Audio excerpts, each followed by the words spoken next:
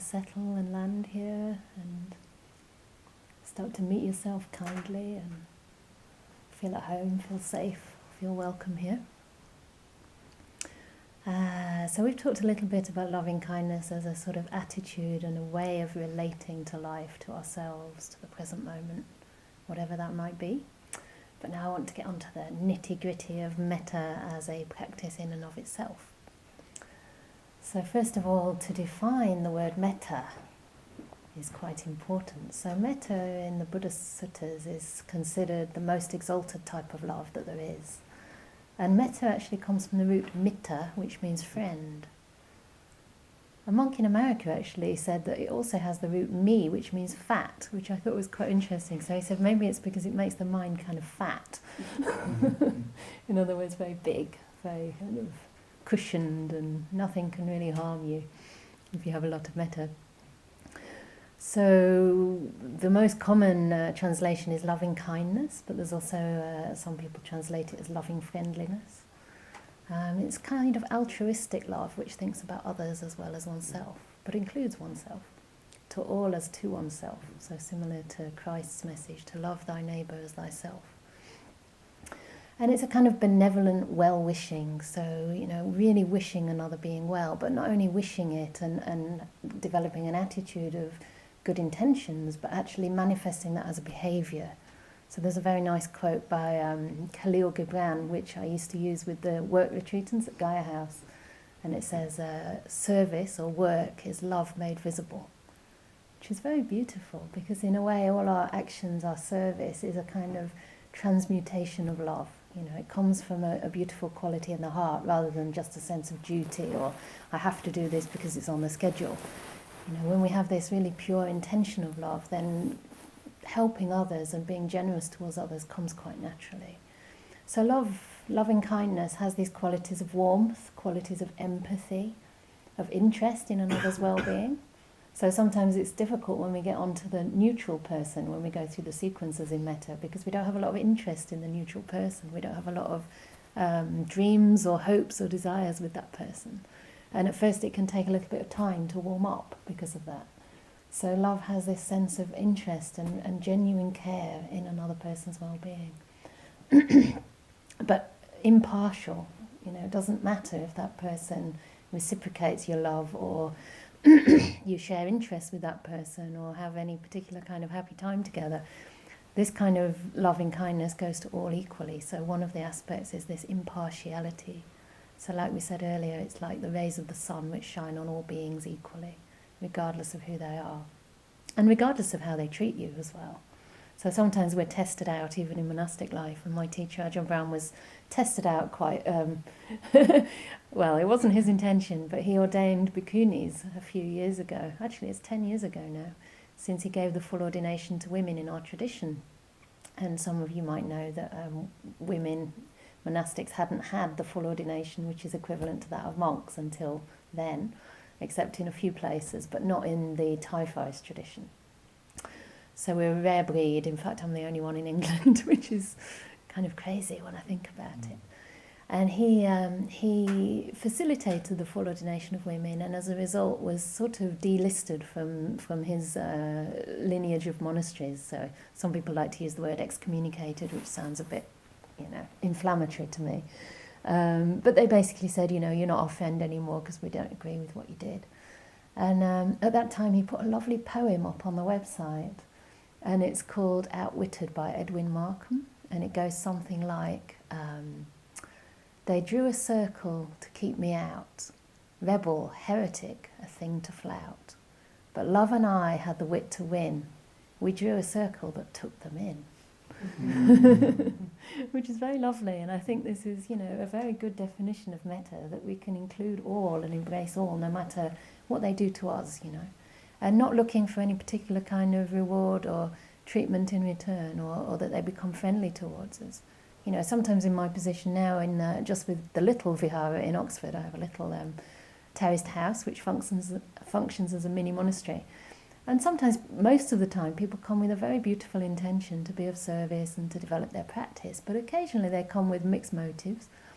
And, I'm very kind to them while they stay, and recently one girl sort of was staying partly because she wanted somewhere to live in Oxford for free. Oxford's quite expensive, and she got a nice big room, and anyway, it came out that that was one of her motives. And it could be quite easy for me to think, oh, I was really kind to her, and in the end, she kind of took advantage of the situation. But actually, I can look at it the other way and say, well, at that time she really needed a place, and I was able to help. I was able to be of service and to give her some kind of refuge where she could just get a bit of ground. And in the end, if people's intentions are mixed, then usually it doesn't work out anyway. Things change, and things shift around.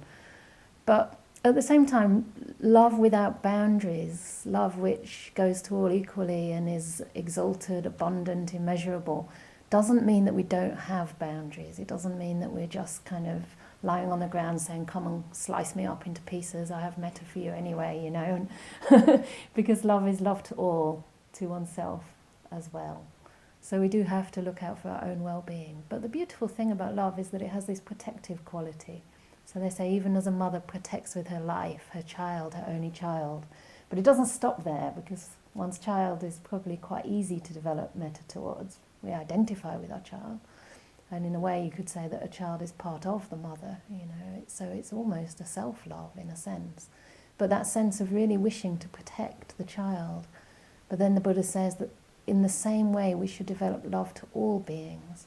So imagine that, if we could actually develop the same kind of care for a person's not only survival, but thriving, flourishing, as a mother would have to her only child. So it's a really high practice. But the good news is that even though it's discussed as unconditional, in a sense it is conditioned, in the sense that we can cultivate it, and certain conditions can help to bring it out into fulfillment, help its flourishing. So, for example, we wouldn't be here without, first of all, being associated with the barn in some way, seeing the advert for the retreat. Then we have to have the funds to get here, we have to have the health to get here. Yeah? Only then we can get onto the cushion and we can start to learn about metta. So we might think, oh, this is great, everybody can do this, everybody has the chance to develop metta. But actually, in a sense, our ability to do that has been conditioned by many, many things that went before. So it's something that's available to everybody, and it's something that can be cultivated with a pure heart and with the right intentions. Yeah. So other aspects I wanted to discuss are also about the benefits that the Buddha talks about in the suttas, and these are many, but interestingly it starts with some pretty mundane benefits which are all around sleep. So this may be good news to us here, that somebody who develops a lot of loving kindness is said to be able to sleep easily. And then when they sleep, they also have pleasant dreams, and they wake up happy and refreshed. So this is beautiful, and I was thinking about it today, why that might be, and I think in a sense it shows the power of loving kindness to penetrate even to the subconscious levels of the mind. Because often when we're asleep, it's the sort of things that disturb us, or the sort of underlying maybe ill will or unresolved stuff that we have, maybe based on trauma or some kind of fear, deep-rooted fear. And this tends to come out in our sleep because our sort of conscious guard is down. Yeah. So I think this shows the power of metta to really penetrate into all those layers of the psyche and sink in deeply to the heart. Yeah. The Buddha calls metta the Brahma Vihara, one of the Brahma Viharas, and it literally means a dwelling place for the gods.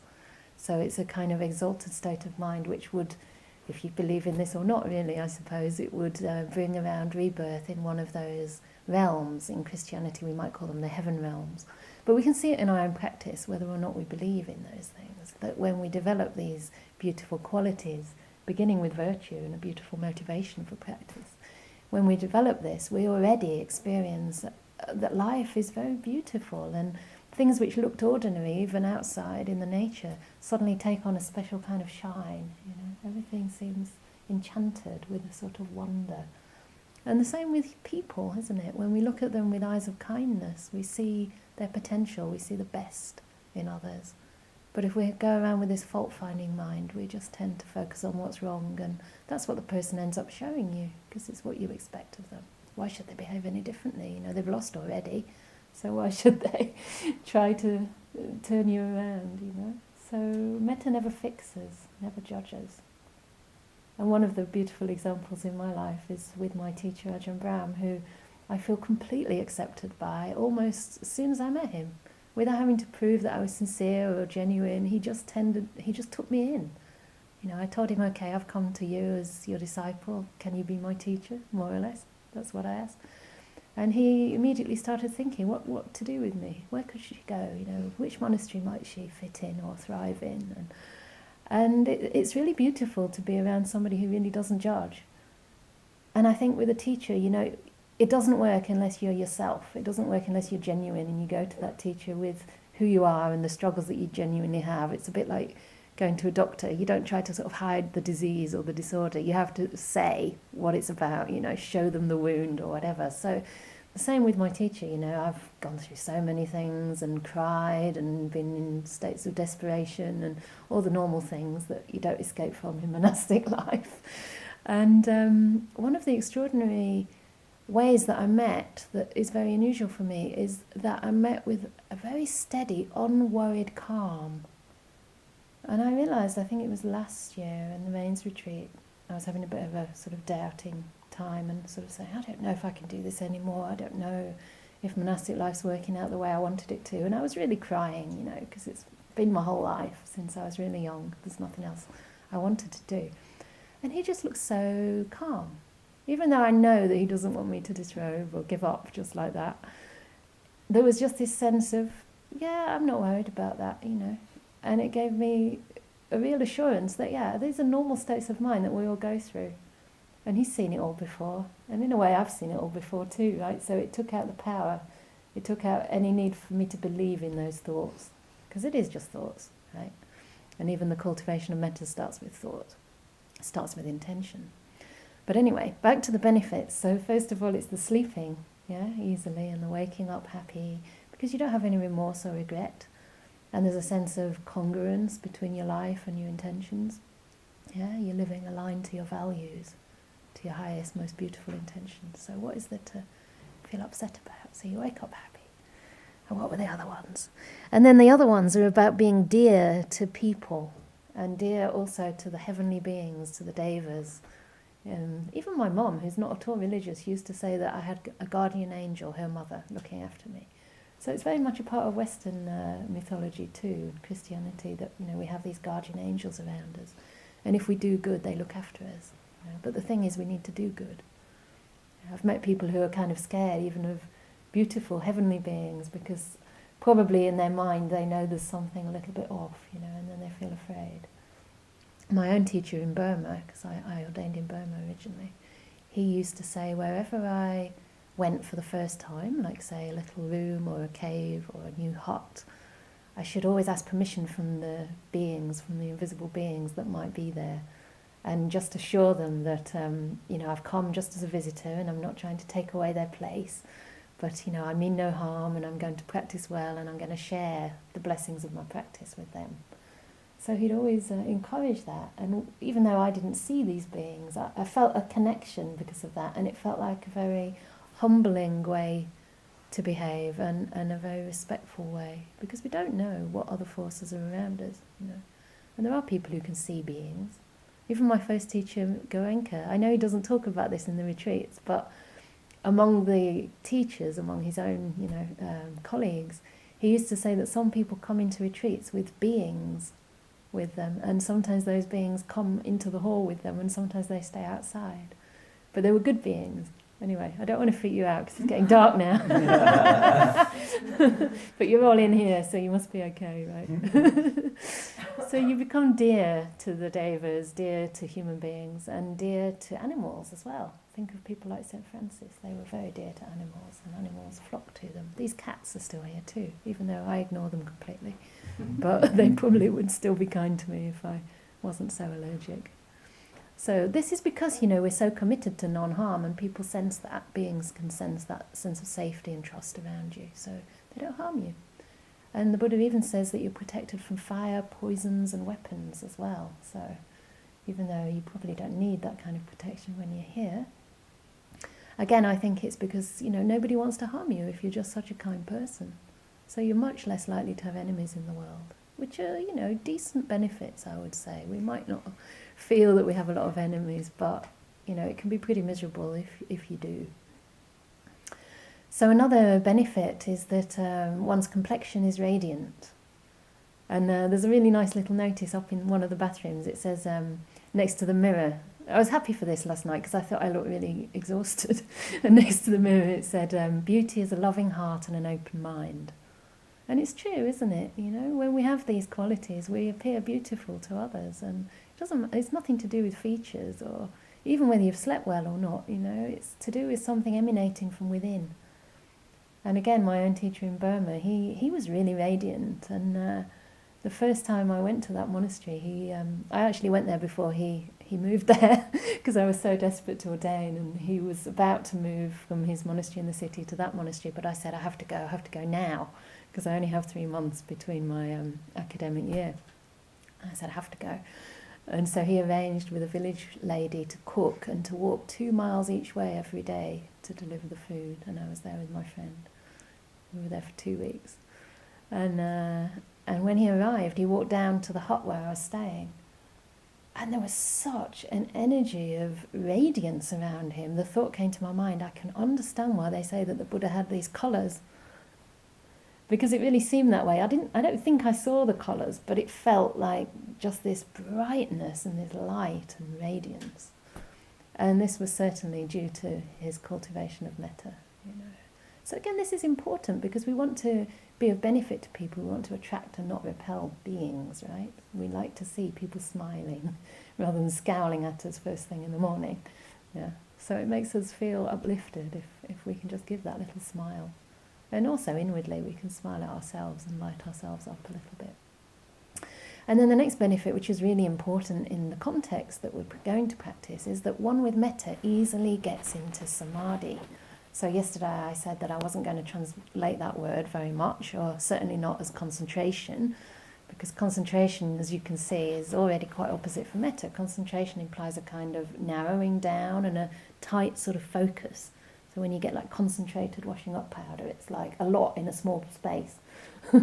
I put too much in the washing just before I came. I put like loads, and it was supposed to be 50 washes in the big bottle, but I used quite a lot. And there were too many bubbles because it was so concentrated. So it's not about that, it's actually about expanding the mind. So samadhi really just means a stilling, and as the mind stills and purifies itself from all its hindrances, it becomes much more malleable, much softer, and it can actually embrace more. It's just that the diversity starts to diminish, because when the mind's still, it tends to focus, if you like, or hone in on the most beautiful part of the experience. Yeah? So you don't actually have to narrow it down, it will happen on its own, just because the objects are starting to simplify, yeah? And the mind's getting some kind of absorption into its main object. So we give the mind an object, and in this case we'll be giving the mind some phrases initially, which point the mind towards the experience of metta. So in the beginning, these are, we're good for time, these are discursive thoughts, yeah? So they're based on language, and we choose some phrases that we really wish for another being. We're going to start with the loved person, not with ourselves, because some people don't love themselves too much. And then we move towards the non-discursive experience of metta. But it's kind of like lighting a fire, you need some kindling in the beginning. Yeah? So you put the kindling on, that's the words, and then you light it, and then the kindling starts going, and after a while you can put on a bit heavier wood, bigger logs, yeah? So different people, or even fewer words as the fire starts to go. Yeah? And then the last main benefit that's talked about in the suttas is that we're born in happy realms. So, I mean, even being born here right now, right? I mean, this isn't what really the Buddha meant by rebirth. Some people say it's every moment. That's not what he meant. He did say beings who descend into the womb and who are born in this realm and that realm, as animals, as humans. But you could also say that, you know, metta has brought us here. So we're born in a very, right now, we're taking birth, we're living in a very safe and harmonious place, and we're becoming part of that place, yeah? So you can already see this benefit, that it's brought us here, and that we're creating community as we go along, right? And then in the suttas there's also some very beautiful examples of community living, which I thought would be relevant to us here.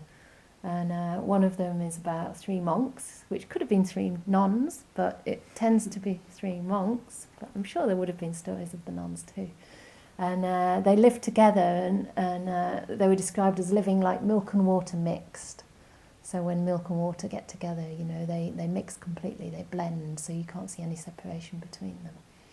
And the Buddha went to visit these monks, and he said, well, how are you living, and are you doing well in your meditation? And they said, oh, we're living harmoniously. We look upon each other with kindly eyes, piya chaku. It could also be translated as eyes of love or eyes of affection. But I like this idea of kindly eyes. It's the way we can perceive other beings, ourselves, our experience. And they say, and then the Buddha says, well, how are you doing this? And they say, well, in the morning we go on the alms round, we take our bowl and we go to the village, and then we get our food and we come back. And whoever gets back first puts out the seats and makes the water ready and makes the chair ready. And at the end of the meal, whoever finishes first leaves their food for the next person, so the next person can eat their leftovers. And the one at the end clears up and puts everything away.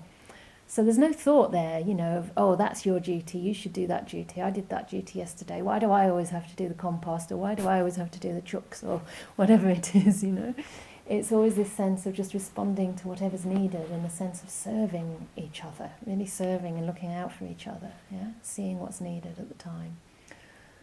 And then they say that before they go to meditate, they make sure that everything is settled. So if somebody's robe needs mending, or if somebody's bowl is broken, in those days they had kind of a lacquer bowl, so you had to fix it. They would do that for each other before going off to meditate in solitude. And they'd say, why don't I put aside my needs and do what these venerable ones wish? So they all had this attitude. So imagine the camaraderie, if everybody's looking out for each other like that, And they said, we're 3 in body, but 1 in mind, which is really beautiful. And another part of that was that they said that they had thoughts and words and deeds of loving kindness, both in public and in private, which is very nice, because that again points to the cultivation being not only a behavioural one and how we relate externally, but also what's going on in our mind, So there's the aspect of virtue, which is body and speech, but there's also an inner aspect of virtue. It's like how we're using our mind, how we're using our senses to generate pure, wholesome, beautiful qualities in our heart. Because it's fairly easy to say polite, kind things to people, but if you go back to your room and think, actually, that person did,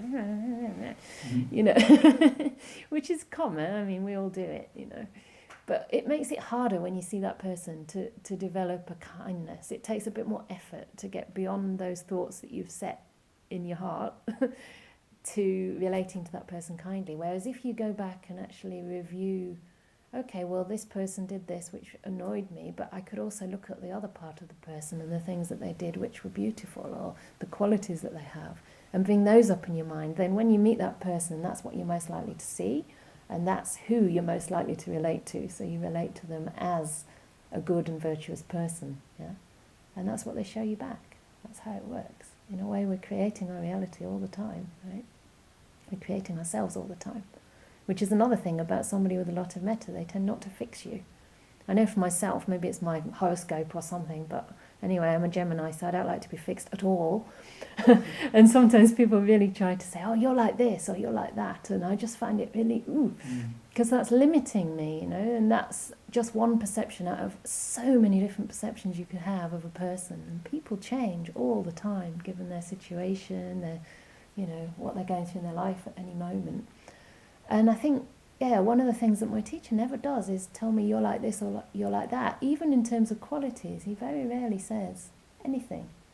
It's just a sense of responding to me with kindness and care at every moment. And I just feel there's so much spaciousness in that. Spaciousness to grow in my own time, spaciousness to make mistakes, even stupid mistakes. I had to tell him a stupid mistake the other day, which, I did it on purpose. It wasn't like I did it by accident, but it was a sort of a bit of a grey area. I better just tell you that I scoffed some crisps in the evening.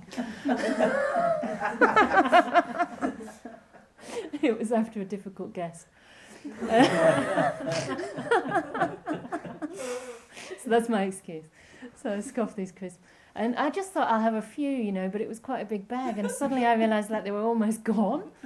And so I told him the next day, and he really laughed, actually. He sort of said, "Oh, is that it? Is that all you did?" And then he actually said, he said, when you're older, actually, he didn't say do it today, but he said, when you're older and, wise and mature and you've got lots and lots of disciples, you can tell them what you did when you were, well, not really a young nun, but you can tell them what you did years and years ago, and they'll look at you with such warmth. So I cashed that one in already. But yeah, it's just beautiful that you feel you can go to somebody and say, this is what I did, and they don't think any less of you. What was it he said recently? He said something recently about something public, I think, about me being a good nun. So anyway, I'm still a good nun. But the point is that a person with real loving kindness sees your potential, sees your humanity, and they give you space to grow into that. It's almost like somebody who's realised their own potential knows that everybody has that, and they have confidence in that, much more than we have in ourselves, actually. So when I don't have the confidence in myself, he has it in me. And he said to me once, if you have confidence in me, then you should have confidence in the confidence I have in you. I was like, oh, that's too logical. But it's true, isn't it? Yeah.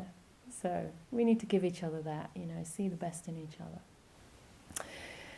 Yeah, so I've still got time to talk. So I want to get on to a little bit more about how Metta is discussed in the suttas, because as you can see, I really love the suttas and the Buddha's teachings. Once you start to practice and then go to the teachings and you realise, wow, he's saying things that are exactly in line with my experience, but he's elaborating on those experiences and he's contextualising that in a way that I could never come to myself. It really starts to make sense, and it gives you this incredibly beautiful map, which is intricate but very practical and logical, and where you have the confidence that you're not going to get lost. You know which bit you can practice at any given time, and you can actually shift from place to place on that map depending on what you're doing in the day, and realise that you're still practicing this part or this part or this part. So it's not that you're only practicing when you sit on the cushion. You're practicing throughout the day because there are different parts of the path, and each one feeds into the next. Yeah, so it's kind of it's like a circle that if you start from the top, that strengthens the next, that strengthens the next, but then it loops back on itself, and at the same time they all include the others. So for something to be right mindfulness, for example, it must contain right view, right intention, which is the intention of kindness, non-harming, letting go, freeing, giving up, giving. Yeah, it must include all that to be right mindfulness, the way the Buddha intended. So when he used the word right this, right that, it didn't mean like mine's the best and everybody else is rubbish. It meant right in the sense that it's right, in the sense that it will lead to liberation. Yeah? So it's right for the purpose. If you want to be liberated and come out of all suffering, then this is the kind of mindfulness that you need. So it's right in the sense that it's leading to that freedom. Yeah? Not just mindfulness of eating chocolate. There was one funny thing, you were with me, Anna, when I gave a little day retreat about mindfulness, and is mindfulness enough? And I was making fun of this mindfulness eating of chocolate. And then at the end of the day retreat, I got in the car with Anna and another friend who brought me there. And I had this really nice chocolate that they'd given me. And somehow or other it had melted and it went all over my robe in the car. And I was like, oh, perhaps I should be a bit more mindful of eating chocolate. But anyway, yeah, that was quite funny. So where were we? About the suttas. So it's a motivation for practice, as I said yesterday. I mean, a lot of us do come to practice with slight sort of sense of perhaps trying to escape from suffering, which is normal, perhaps even having quite a bit of aversion to oneself, one's life, which is also normal in the beginning, but it's not a motivation that will sustain the practice in a very healthy way unless it refines considerably. At some point the motivation has to change into being motivated by kindness to oneself and by a wish to be of service to others. My first teacher used to say the two qualities should be developing, a feeling to serve others and a feeling of gratitude. And I think these are really key, because if we receive something helpful, it starts to spill out. We want to share it. We can't keep it to ourselves anymore, And that shows a really healthy practice, that we're able to integrate and to think outside ourselves. So it's not only about ourselves. And then, of course, it's a foundation for virtue, for sila, as I said. And also for what we call sense restraint, which means basically the way you use your mind in ways to create harm or to create healing and harmony, promote goodness. But the next part that I want to focus on more from here on, whenever you're in the mood for it anyway, is to use the metta to cultivate stillness, to cultivate samadhi. Yeah? And so in the Buddhist texts, the whole purpose of the gradual training from sila to sense restraint through to samadhi is to undermine what we call the 5 hindrances. Yeah? So 5 hindrances are like public enemy number 1, even though we have to befriend them to get over them. But anyway, so the 5 hindrances are the things which distort the truth. So the Buddha calls them obscurations of the mind which weaken wisdom. And that's because they come in the way of clear seeing, yeah? They bend. So for example, if we have craving or like say passion for a person, we only see that person in the light of our own desires. We don't see them as they really are, We don't see them in their entirety. We focus on one thing and that obscures other aspects of the person that we might not be noticing. And the same with ill will. Somebody said today that they were able to send Metta to Theresa May, which was really sweet. Because at the time you were able to see that this woman also is a human being, she also suffers, and if she's making mistakes it's due to ignorance, or, perhaps she's more in need of compassion than our anger and hatred, And so we start to see other aspects of that person, and this starts to undermine those hindrances. Yeah. So, and also the hindrances, the Buddha said, nourish delusion. So delusion is that which sees things in ways which are untrue. So it sees things which are impermanent as permanent. It sees things which are suffering as happiness. It sees things which are non-self as self. That's what delusion does. So we all operate through the eyes of delusion most of the time. Sometimes we get the idea that things are impermanent, but most of the time we feel that there's something in me that's like there and that's real and that's some kind of essence that has continuity, that has permanence, Because of delusion we don't see it as it is. So samadhi is really necessary in the practice to see things as they really are. It says samadhi paccaya yata bhuta jnana dassana in Pali, and that means that samadhi is the cause for seeing things as they really are. So we can practice insight meditation, which is great, but the insight meditation must also be undermining the hindrances and must be leading into deeper states of stillness, where we can overcome the hindrances completely and then see things much more deeply. So this samadhi gives us a kind of superpower mindfulness that can penetrate very deeply into experience without any kind of bias that craving and aversion would give to the mind, and without any kind of predilection for what one wants to see. You don't care what you see at that point, because the mind is so resourced and so completely soft. The Buddha says it's malleable, it's pliable, it's like gold that's been purified from other kind of impurities like metal and tin and whatever. So you purify and melt this gold, and then you can do what you want with it. So it can look in any direction without bias and penetrate deeply into the reality of things. So I want us to develop a little bit of this samadhi during this retreat. And again, it's not measuring in any way, but just think of it as developing a kind of resource, a sense of inner well-being, which is available to you all the time, yeah? And you can tap into that. So the reason that metta is a good tool is several things. The first thing is that metta by nature tends to be very pleasant. It's not only a pleasant feeling, but it has attributes of warmth and pleasantness about it. Yeah? So we can also have metta for people even when they don't make us happy or we don't feel particularly loving.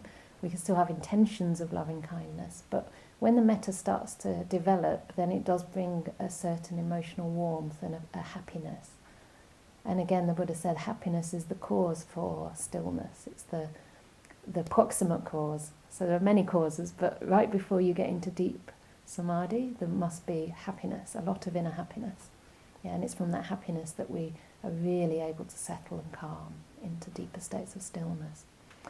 So that's one of the attributes of metta. And another one that I really love is that being a person who likes to give a lot, I guess, and put others probably before myself a bit too much, sometimes in my meditation life, it's felt like I'm doing a lot of meditation for me. And you can, if you do a lot of meditation, you can start to get a little bit caught up in your own progress, you know, especially as a monastic, obviously. If you're doing in Burma we were doing 16, 18-hour days. And so, although I just love to meditate for the sake of meditating, there is this sense of, how's the progress? And with metta meditation, you're really thinking about another person. So I was on a retreat in Italy, and I chose a person who'd actually paid for my ticket to get there, and she booked my place on the retreat. And so I chose her as the loved person. And it felt so easy to meditate because I felt like I was purifying my own mind, but I was also serving there and then by having her in mind. Maybe because I have a lot of faith in metta, but I felt like it will reach her, and that I'm doing something for her, I'm doing something for others. So it was a real strong sense of giving. And that was a great motivation for practice. And of course, giving is part of letting go, it's part of the Third Noble Truth. The opposite of attachment is not actually detachment, it's letting go, it's giving, it's freeing another person, like giving freedom, loving. Yeah. So with metta practice we're doing that, we're going in the right direction, we're moving beyond our small little world and into concern and consideration for others. So this is broadening our capacity for selflessness. It develops a kind of altruistic feeling towards others. So it's a very, very beautiful practice, and of course it's also something that can become a kind of constant abiding. That's why it's called a Brahma Vihara. It means like a dwelling place. And the Buddha says whatever you frequently reflect on and think about becomes the inclination of your mind. So if you frequently have loving thoughts and thoughts of non-harm towards others, you actually point your mind in that direction and train the mind, condition the mind to think in those ways at all times, and therefore to behave and to start to speak in those ways. So it becomes your character after a while. So it's a very, very powerful practice, and obviously can transform communities. It can break down boundaries between people of different race, different caste, different gender. Even in the Buddha's day, he was quite revolutionary in accepting everybody from every caste and saying that there is no difference between anybody, and that a true Brahman is not somebody who's the top caste. A true Brahman is somebody with a noble heart. So it doesn't matter, what you're born into or where you come from. What matters is the quality of the heart. That's what makes you a noble being. So this metta is universal and a beautiful, beautiful practice. So I wanted to talk a little bit before we do the meditation about how to practice the metta, but we can go into this in more detail and also in the Q&A, because there won't be a lot of time to explain it now. But just briefly, there's a little difference between metta as taught in the Buddha's texts, the early Buddhist teachings. They tend to emphasize the spatial expansion. So in the Buddhist text, it doesn't talk much about the different categories of beings. It just talks about sending metta to the 4 quarters, so to the first quarter, second quarter, third, fourth quarter. So it's really impartial. It's not about a particular being or even a category of beings. It's just metta going in a certain direction. But in the commentaries, which is where most metta instructions come from, in the Visuddhimagga, we go through different categories of being. So it's much more sequential. But the idea is that we're getting to this point where we can just send it out universally without a giver, without a receiver, just love for the sake of loving, yeah. But because we can't get there straight away, we start with these categories, so that's what we're going to do. So normally in Asia, I think they start with the loved one. They start with oneself, yeah. And unfortunately, because of that, there's a sort of myth that I've heard a lot in Buddhist circles that says, you can't really love others unless you can love yourself. But I really disagree with that, because I actually think most people do love others quite well and struggle more with loving themselves. And I also think we have to learn how to love. You know, babies don't know how to love themselves. They're taught how to love by their parents. So it doesn't really matter where we start. You know, we can start with a loved person. It's fine. And then we can gradually kind of include ourselves in that too. I think everybody has this book in their room by Christopher Germer, is it? Mindful Self-Compassion. I got a nice little phrase from that, which I really like, and it said you can kind of sneak up on yourself with metta. So you can start with a loved person, and then you can kind of include yourself in without sort of noticing that you're being included. So you start by saying, may you be happy, and then you say, may you and I, or may we be happy. Yeah. So you bring yourself in. So the important thing, like I said, it's like a kindling. You start with the easy bit, the dry wood, and then once the fire starts, you put on the more difficult one. So if the easy one for you is a loved person, go for it. And then when the fire's going a bit, then you bring in the little bit more wet or a little bit thicker wood. Yeah. So it doesn't really matter, but in a way it's up to each of us. But I want to offer in the meditation now to start with a loved person. And then we can move through to the neutral and to the disliked person. Now, I'm not sure how far we'll get with that in this retreat because it's just 5 days, and I've tried to get extra silence so that we can actually really cultivate a flow of metta that we can kind of build on during these days. But it doesn't really matter. If you were going to do metta long term, you could do the love person for years, literally, quite literally, and get into really, really deep meditation that way. And once that is going, the other ones tend to be quite easy. So I only want to introduce the other ones sort of a little bit, because you'll probably find that once the metta starts, other people might pop into your mind, and if the metta's strong enough, they'll just kind of join in with the flow. So we're not going to like go out and try and use our worst enemy or Donald Trump or anybody like that, because that might be just too provocative and upsetting. So, so the idea is that we develop well-being and we develop resource within ourselves first before we go on to the difficult. Yeah. So yeah, the other reason it's nice to use the phrases is because it gives us a kind of sustained focus. So that becomes our samadhi object. And of course, you know, by going through these categories, we're really making sure that we do dissolve the boundaries between different groups of beings, different types of beings. Yeah, that's the whole point of this retreat, was called Love to Break All Boundaries, which might just mean I'm a huge rebel, but anyway. So, and then choosing the person is important. So, I mean, maybe just consider it now, because we're going to start quite soon. To choose a person that is a loved person, but doesn't have to be exceptionally close. It can be somebody with whom you have quite a simple relationship, like an uncomplicated kind of relationship, where there's a natural sense of feeling of well-being, feeling of well-wishing, and you enjoy each other's company. And it's quite straightforward, nothing too complicated. But if you think of them, it sort of makes your heart light up a little bit, and you feel a sense of warmth. You know, there may be a smile on your face as you remember that person, or remember a time that you've shared together where you were happy with that person. So choose somebody like this to start with. And then we want to choose some phrases of metta to send to this person. So in the retreats I've done, which were longer metta retreats, I actually had 4 phrases. And they've become phrases that I use again and again now, because I suppose I chose them because it's what I wish for myself. And they rhyme, and they sound quite nice. So I can share them, but I think it's nice for you to find your own. So I usually say, may I be happy, may I be free, may I be healed, may I be at peace. And what I did with that was change may I be free from suffering to may I be happy. May I be happy, may I be free. That's free from suffering as well. May I be healed was instead of may I be healthy or may I not be sick. And may I be at peace. Basically, what I tried to do was change them to positive words, because you can also say, may I be free from suffering, may I be free from anger. But I don't know if you've watched a movie called Water, Miracle of Water?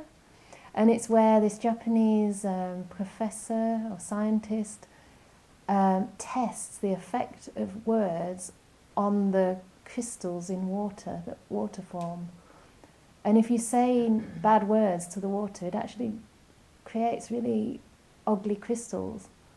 And if you say beautiful words like love and gratitude were the ones that had the best effect, and they made these incredible crystals. You can look for it online after the retreat. It's just beautiful. It's really amazing. And they even did it with pots of rice. So they had 3 pots of rice, and one of them they used to say disgusting to every day. The other one they ignored. And people have tried it on the internet, like they've seen it on YouTube and they've tried it themselves, and it seems to work. So I don't know, I haven't tried. So they say disgusting to this one, they ignore this one, and then they say love or gratitude or something nice to the other one. And the one that they said something nice to became like, what do you call it? Fermented. So they all go off, sort of, but that fermented. The one they ignored went mouldy, and the one they said disgusting or whatever went kind of black. I mean, I'm not sort of vouching for the science behind this, but I found it really interesting, because certainly words have an impact, and hopefully when you use these phrases you'll feel some kind of emotional resonance, yeah? So as I said, the idea of the words is not to kind of get fixated on the words, but they're to stimulate and to kind of tease out a kind of emotion, a feeling of metta. So we're not trying to drag the feeling out or like force it to come out, because love is without expectation. Right? So we don't say the phrases in order to get a nice, pleasant feeling. We just say them as a kind of offering, like we just wish them to this person. So may you be happy, may you be free, may you be healed, may you be at peace. And you say them more slowly than that, with a gap. And it's the gap where you listen to how that lands and the resonance of that. Yeah? So if you want, you can listen into the body. Depends how body-based you are. I think it's good to have some sort of feeling in the body. It can be a wide feeling of a general area, or it can be the heart area specifically. For some people that can be intense, especially if there's some trauma or some sort of difficult feelings there. So go easy, make it broad if you want to. You don't have to go small into one area, or make it kind of generalised, but just have some kind of connection with your body as you say these words. And sort of tuning up to the emotional tone of the words. The other thing is that you need to mean those words. So get a sense of what they mean, where they're pointing, yeah? And don't just become like a robot. It's like any meditation at first, with the breath or whatever. Your mind just keeps going and you have to bring it back and it keeps going, and sometimes you forget what you've been doing for 10 minutes and it comes back. It'll be similar, but this is slightly easier because it takes a bit more effort to say the words. And then you listen in between, you say them again, you listen. And it's about having trust in the intentions of metta, trust that the purity of that intention will yield results. Even if it's only just to change a negative thought into a positive thought, that's already a lot. Yeah, that's already a lot, because you're substituting anything that might be going on in your mind for something much more productive, much more wholesome. Yeah. So perhaps we need to start with that. So trusting the purity. If you want a little stretch, there's a couple of minutes for that.